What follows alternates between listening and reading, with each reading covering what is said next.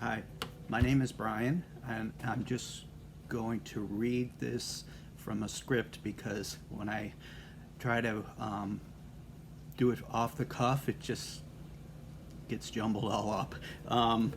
Okay, November of 2017, I had a hemorrhagic stroke that was caused by a ruptured arterial venous malformation, a rare condition that if it's like a tangled up group of blood vessels in the brain.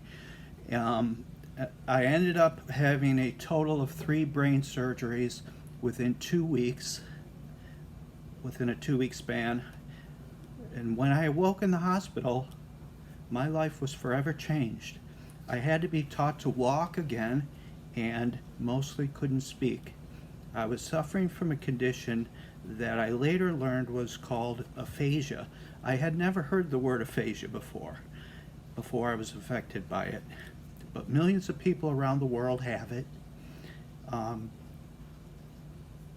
Whether it was caused by a stroke or other traumatic brain injury, aphasia does not affect intelligence, but it does affect one's ability to speak fluently.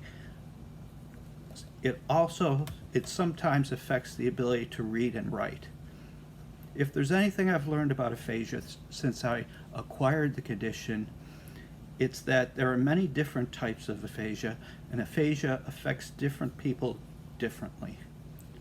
Fortunately for me, my aphasia didn't affect my ability to read, and for that I am extremely grateful. It did affect my ability to communicate verbally with fluency. I had to quit my job, which involved educating people about energy efficiency and renewable energy, leading workshops and giving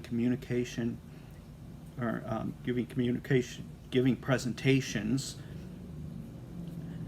Previously, I had owned a business that involved verbal communication with customers and employees, both face-to-face and on the telephone. Now all that was out of the question.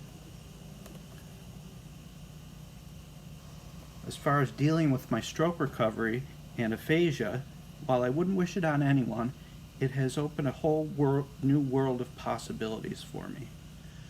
For the first year, I was extremely depressed, impulsive, and angry.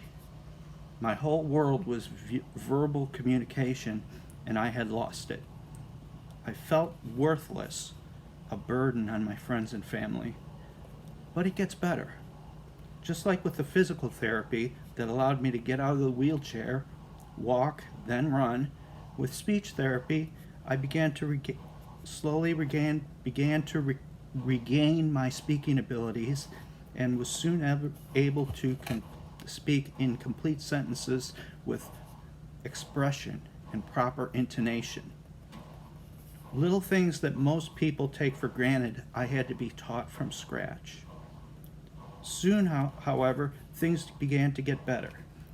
I still get a little frustrated when I try to explain a complex concept and fail, but I generally get my point across successfully. I began to research businesses and hobby ideas that required little to no conversation and channeled my passion for music into a new venture, buying and selling records in an online shop. I would have never even thought of that if I had not had aphasia. My neurologist told me at our first consultation after my stroke, "Don't let your setback become a death sentence. Go live your life to the fullest." I found these to be inspiring words, so my message to you is this: don't let aphasia and stroke ruin your life or define your life. Neuroplasticity is real, and nothing is permanent in life except impermanence. Thank you.